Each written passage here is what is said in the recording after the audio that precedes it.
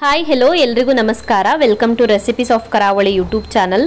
ಇವತ್ತಿನ ವಿಡಿಯೋದಲ್ಲಿ ಕರಾವಳಿ ಕಡೆಗಳಲ್ಲಿ ಸಾಂಪ್ರದಾಯಿಕವಾಗಿ ಮಾಡ್ತಿದ್ದಂತ ಅಕ್ಕಿ ಉಪ್ಪಿಟ್ಟು ಅಥವಾ ಬೆಳ್ತಕ್ಕಿ ಉಪ್ಪಿಟ್ಟು ರೆಸಿಪಿನ ಶೇರ್ ಮಾಡ್ತಾ ಇದ್ದೀನಿ। ಇವಾಗೆಲ್ಲ ಜಾಸ್ತಿ ಮಾಡೋದಿಲ್ಲ, ನಾವೆಲ್ಲ ಸಣ್ಣೂರಿರುವಾಗ ಈ ರೀತಿಯಾದಂತ ತಿಂಡಿನ ಮಾಡ್ತಾ ಇದ್ರು। ಕೆಲವು ಸಾಮಗ್ರಿಗಳನ್ನು ಬಳಸಿಬಿಟ್ಟು ಮಾಡ್ತಾರೆ। ಇದನ್ನ ತುಂಬಾನೇ ಸಿಂಪಲ್ ಆಗಿರುವಂತ ರೆಸಿಪಿ, ತಿನ್ನೋದಕ್ಕೆ ತುಂಬಾನೇ ರುಚಿಯಾಗಿರುತ್ತೆ। ಬನ್ನಿ ಹಾಗಿದ್ರೆ ಯಾವ ರೀತಿ ಮಾಡೋದಂತ ನೋಡೋಣ। ಬೆಳ್ತಕ್ಕಿ ಉಪ್ಪಿಟ್ಟು ಮಾಡೋದಕ್ಕೆ ನಾನಿಲ್ಲಿ 1/4 ಕಪ್ ಆಗುವಷ್ಟು ವೈಟ್ ರೈಸ್ ಅನ್ನು ತಗೊಳ್ತಾ ಇದ್ದೀನಿ। ನಾರ್ಮಲ್ ಆಗಿ ಊಟಕ್ಕೆ ಬಳಸುವಂತ ಅಕ್ಕಿನ ತಗೊಳ್ತಾ ಇದ್ದೀನಿ। ಮೊದಲಿಗೆ ಅಕ್ಕಿನ ಚೆನ್ನಾಗಿ ತೊಳೆದ್ಬಿಟ್ಟು ನೆನೆಸ್ಕೊಳ್ಳೋಣ। ಜಾಸ್ತಿ ಹೊತ್ತು ನೆನೆಸ್ಕೊಳ್ಬೇಕಾಗಿಲ್ಲ, ಟೈಮ್ ಇಲ್ಲ ಅಂದ್ರೆ ನೆನೆಸಿಲ್ಲ ಅಂದ್ರೂ ಪರವಾಗಿಲ್ಲ, ಡೈರೆಕ್ಟ್ ಆಗಿ ತೊಳೆದ್ಬಿಟ್ಟು ಯೂಸ್ ಮಾಡ್ಕೊಳ್ಬಹುದು, ಟೈಮ್ ಇದ್ರೆ ನೆನೆಸ್ಕೊಳ್ಳಿ। ಇವಾಗ ಒಂದು ಬಾಂಡ್ಲಿನ ಕಾಯಿಸ್ಬಿಟ್ಟು ಅದಕ್ಕೆ 3 ರಿಂದ 4 ಚಮಚ ಆಗುವಷ್ಟು ಎಣ್ಣೆನ ಸೇರಿಸ್ಕೊಳ್ಬೇಕು। ತೆಂಗಿನ ಎಣ್ಣೆನ ಯೂಸ್ ಮಾಡ್ತಾ ಇದ್ದೀನಿ ನಾನಿಲ್ಲಿ, ಸಾಧ್ಯ ಆದರೆ ತೆಂಗಿನ ಎಣ್ಣೆ ಯೂಸ್ ಮಾಡಿ। ಇವಾಗ ಇದಕ್ಕೆ ಒಂದು ಸ್ವಲ್ಪ ಕರಿಬೇವಿನ ಎಲೆಗಳನ್ನು ಸೇರಿಸ್ಕೊಳ್ಳಿ, ಹಾಗೆಯೇ 1/4 ಚಮಚ ಆಗುವಷ್ಟು ಸಾಸಿವೆನ ಸೇರಿಸ್ಕೊಳ್ಬೇಕು। ಸಾಸಿವೆ ಸಿಡಿಯೋದಕ್ಕೆ ಸ್ಟಾರ್ಟ್ ಮಾಡಿದ ನಂತರ 3 ರಿಂದ 4 ಚೆನ್ನಾಗಿ ಹೆಚ್ಚಿರುವಂಥ ಹಸಿಮೆಣಸಿನಕಾಯಿನ ಸೇರಿಸ್ಕೊಂಡು 30 ಸೆಕೆಂಡ್ಗಳ ಕಾಲ ಚೆನ್ನಾಗಿ ಹುರ್ಕೊಳ್ಳಿ। ನಂತರ ಇದಕ್ಕೆ ಒಂದು ಚೆನ್ನಾಗಿ ಹೆಚ್ಚಿರುವಂಥ ಈರುಳ್ಳಿನ ಸೇರಿಸ್ಕೊಂಡು ಮತ್ತೆ ಹುರ್ಕೊಳ್ಬೇಕು। ಈರುಳ್ಳಿ ಸಾಫ್ಟ್ ಆಗೋವರೆಗೂ ಹುರ್ಕೊಳ್ಬೇಕು। ಈರುಳ್ಳಿನ ಹುರ್ಕೊಂಡ ನಂತರ ಇದಕ್ಕೆ 1 ಕಪ್ ಆಗುವಷ್ಟು ತೆಂಗಿನಕಾಯಿ ತುರಿನ ಸೇರಿಸ್ಕೊಳ್ತಾ ಇದ್ದೀನಿ। ಒಂದು ದೊಡ್ಡ ಸೈಜ್ನ ತೆಂಗಿನಕಾಯಲ್ಲಿ 1/4 ಭಾಗದಷ್ಟು ತೆಂಗಿನಕಾಯಿನ ತುರಿದ್ಬಿಟ್ಟು ಅದ್ರ ತುರಿನ ಸೇರಿಸ್ಕೊಂಡಿದ್ದೀನಿ। ಸ್ವಲ್ಪ ಹೊತ್ತು ತೆಂಗಿನಕಾಯಿ ತುರಿನ ಫ್ರೈ ಮಾಡ್ಕೊಳ್ಳಿ।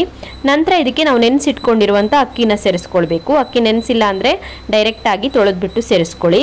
ಅಕ್ಕಿನ ಸೇರಿಸಿದ ನಂತರ 1 ನಿಮಿಷದವರೆಗೂ ಹಾಗೇನೆ ಫ್ರೈ ಮಾಡ್ಕೊಳ್ಳಿ। ಎಣ್ಣೆ ಮತ್ತು ಈರುಳ್ಳಿ ಜೊತೆಗೆ ಅಕ್ಕಿನ ಸ್ವಲ್ಪ ಹೊತ್ತು ಫ್ರೈ ಮಾಡ್ಕೊಳ್ಳಿ। ಅಕ್ಕಿನ ಚೆನ್ನಾಗಿ ಫ್ರೈ ಮಾಡ್ಕೊಂಡ ನಂತರ ಇದಕ್ಕೆ ಇವಾಗ ಅದಕ್ಕೆ ತಕ್ಕ ಹಾಗೆ ನೀರನ್ನು ಸೇರಿಸ್ಕೊಳ್ಳೋಣ। ಸೊ ನಾನು 1/4 ಕಪ್ ಆಗುವಷ್ಟು ಅಕ್ಕಿನ ತಗೊಂಡಿದ್ದೆ, 1/4 ಕಪ್ ಅಕ್ಕಿಗೆ ನಾನಿಲ್ಲಿ 4 ಕಪ್ ಆಗುವಷ್ಟು ನೀರನ್ನು ಸೇರಿಸ್ಕೊಳ್ತಾ ಇದ್ದೀನಿ। ಸೊ ನಿಮ್ಗೊಂದು ವೇಳೆ ಉದ್ರುದ್ರಾಗಿ ಬರಬೇಕು ಅಂತ ಅನ್ಸಿದ್ರೆ 3 ಕಪ್ ಆಗುವಷ್ಟು ನೀರು ಸೇರಿಸಿದ್ರೆ ಸಾಕಾಗತ್ತೆ।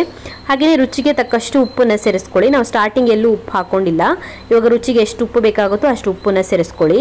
ನಾವಿಲ್ಲಿ ಪ್ರೆಷರ್ ಕುಕ್ ಮಾಡ್ತಾ ಇಲ್ಲ, ಹಾಗಾಗಿ ನೀರು ಸ್ವಲ್ಪ ಜಾಸ್ತಿ ಬೇಕಾಗತ್ತೆ। ಚೆನ್ನಾಗಿ ಮಿಕ್ಸ್ ಮಾಡಿಬಿಟ್ಟು ಮುತ್ಲ ಮುಚ್ಚಿಬಿಟ್ಟು ಇದನ್ನ ಇವಾಗ ನೀರು ಇಂಗೋವರೆಗೂ ಬೇಯಿಸ್ಕೊಳ್ಬೇಕು। ಮೀಡಿಯಂ ಫ್ಲೇಮಲ್ಲಿ ಬೇಯಿಸ್ಕೊಳ್ಳಿ। ಹಾಗೆಯೇ ಒಂದು 2-3 ನಿಮಿಷಕ್ಕೊಂದ್ಸಲ ಮುತ್ಲನ ಓಪನ್ ಮಾಡಿಬಿಟ್ಟು ಒಂದ್ಸಲ ಚೆನ್ನಾಗಿ ಮಿಕ್ಸ್ ಮಾಡಿ ಮತ್ತೆ ಬೇಯಿಸ್ಕೊಳ್ಳಿ। ನೀರು ಇಂಗೋವರೆಗೂ ಬೇಯಿಸ್ಕೊಳ್ಬೇಕಾಗತ್ತೆ। ನೀರೆಲ್ಲ ಚೆನ್ನಾಗಿ ಇಂಗಿದೆ, ಒಟ್ಟಿಗೆ ಒಂದು 20 ನಿಮಿಷ ಬೇಕಾಗ್ಬೋದು ಬೇಯೋದಕ್ಕೆ, ಒಂದು 15 ರಿಂದ 20 ನಿಮಿಷ ಬೇಕಾಗ್ಬೋದು। ರೆಡಿ ಆಗಿದೆ ಇದು। ಇವಾಗ ನೀವು 3 ಕಪ್ ನೀರು ಹಾಕೊಂಡ್ರೆ ಇನ್ನೂ ಸ್ವಲ್ಪ ಉದ್ರುದ್ರಾಗಿ ಬರುತ್ತೆ, ನನಗೆ ಮೆತ್ತಗಿದ್ರೆ ಇಷ್ಟ ಆಗುತ್ತೆ, ಹಾಗಾಗಿ ನಾನು 4 ಕಪ್ ಆಗುವಷ್ಟು ನೀರು ಹಾಕೊಂಡಿದ್ದೀನಿ। ನೋಡಿದ್ರೆ ಸಿಂಪಲ್ ರೆಸಿಪಿ ಅಂತ ಅನ್ನಿಸ್ಬೋದು, ಬಟ್ ರುಚಿ ತುಂಬಾನೇ ಚೆನ್ನಾಗಿ ಬರುತ್ತೆ। ತೆಂಗಿನಕಾಯಿ, ಈರುಳ್ಳಿ ಮತ್ತು ಅಕ್ಕಿನೆಲ್ಲ ಒಟ್ಟಿಗೆ ಬೇಯಿಸೋದ್ರಿಂದ ತುಂಬಾನೇ ಟೇಸ್ಟಿಯಾಗಿ ಬರುತ್ತೆ, ಟ್ರೈ ಮಾಡಿ ನೀವು ಕೂಡ। Thank you for watching my video. ನಿಮಗೆ ಈ ವಿಡಿಯೋ ಇಷ್ಟವಾಗಿದ್ರೆ ವಿಡಿಯೋಗೊಂದು ಲೈಕ್ ಕೊಡಿ, ಹಾಗೆಯೇ ಕಮೆಂಟಲ್ಲಿ ತಿಳಿಸಿ ಹೇಗಿದೆ ಅಂತ।